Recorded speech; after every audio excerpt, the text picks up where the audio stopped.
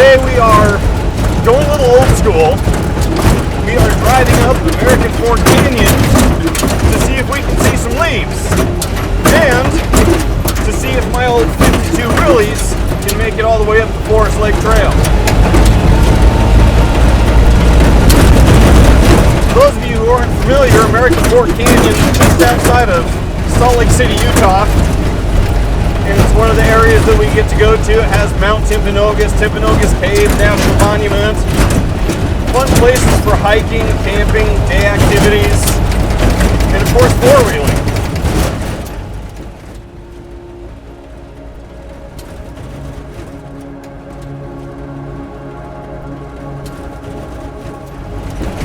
So today, I'm with Blue, and he's my 1952 CJ-3A.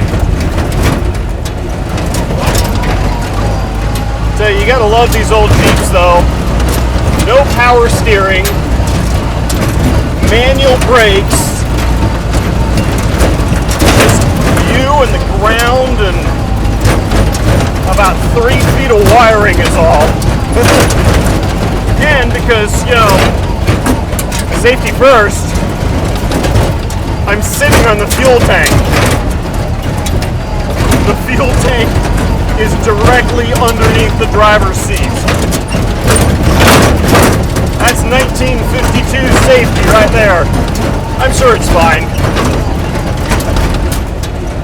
Why would I do something like this? Why would I punish myself taking something this old off-road when I could take my JL?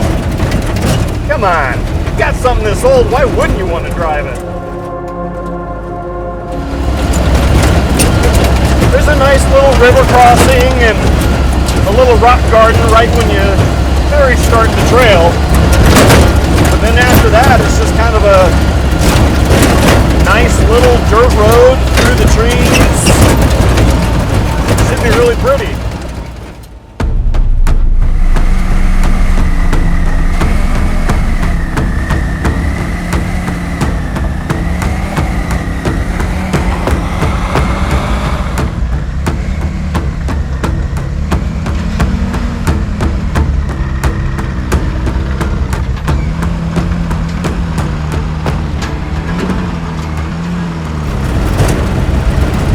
Tell me they think I'm crazy, and what kind of idiot would want to do this?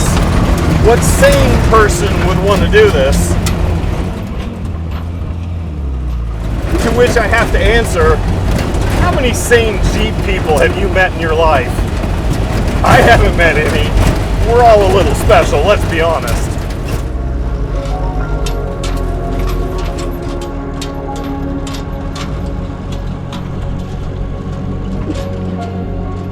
So American Fork Canyon, like I said, it's got lots of places you can go hang out, sightsee. Of course, this time of year, you've got the leaves changing.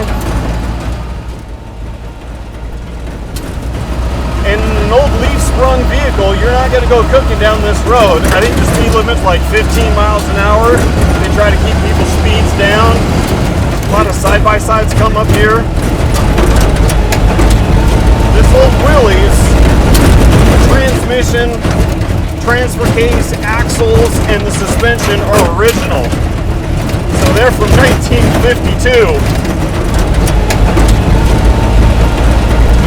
With these packs on this thing, 11 leaves. It might as well be a solid piece of metal. So my kidneys might be a little bruised by the time this day is over. We'll wait and see.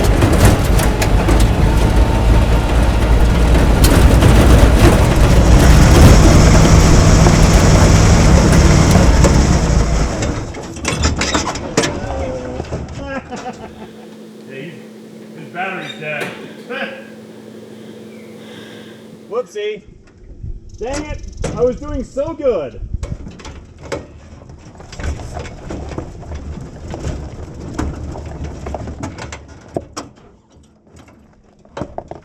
There we go. A little bit more off the trail. What happened there? Stalled him. Let the RPMs get a little too low. And evidently he doesn't want to restart on his own. Just need some bolts, that's all.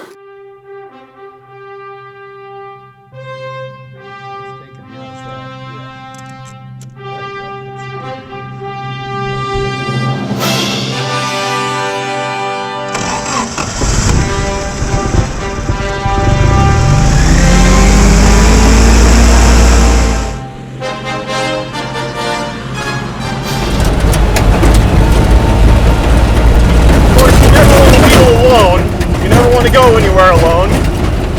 So I'm out here with Dennis Wood. He's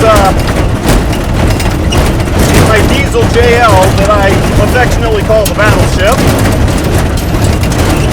He actually used my JL to tow my Willys up to the reservoir.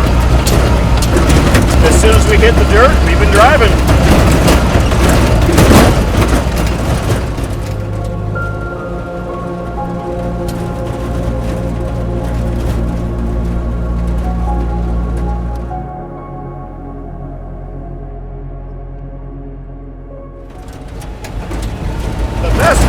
Comforts I have in this thing, hands down, are the seats. The seats are not original. They are made by a buddy of mine named Ian from Arizona. He built the big Willy Jeep that's amazing and has his own kind of little side business where he makes a bunch of other off-road things and aftermarket stuff for the flat fender Willys Jeeps. So I've got his seat cushions in here, and I'll tell you what, they are saving my hiney right now, literally.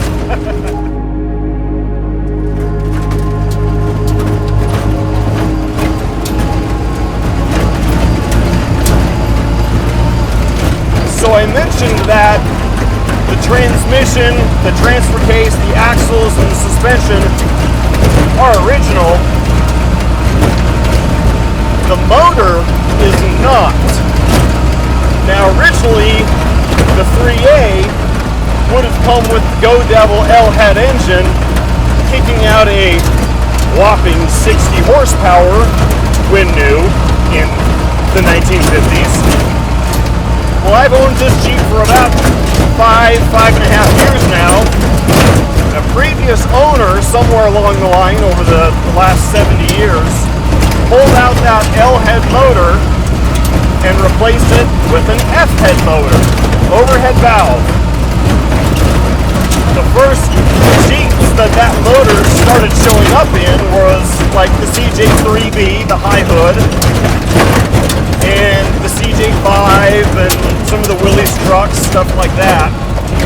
It was never meant to go in the 3A because the overhead valve made the motor too tall. So you could no longer use the factory hood without putting a big old hood scoop on it. So this Jeep has got a big hood scoop on it because the carburetor sticks up too high. I'm looking at the windshield and I can actually see my air cleaner right now. But, you know, F-head motor, a little bit more power, 75 horsepower. So big improvement over the little 60 horsepower L-head motor.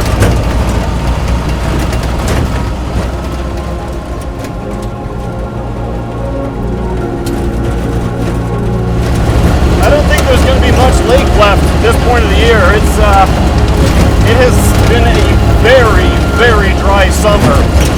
So I think it's going to be something along the lines of forest puddle, if that. I'm curious if it's literally going to dry up into nothing. I've seen it pretty low in the past, but it's always been there to a certain extent.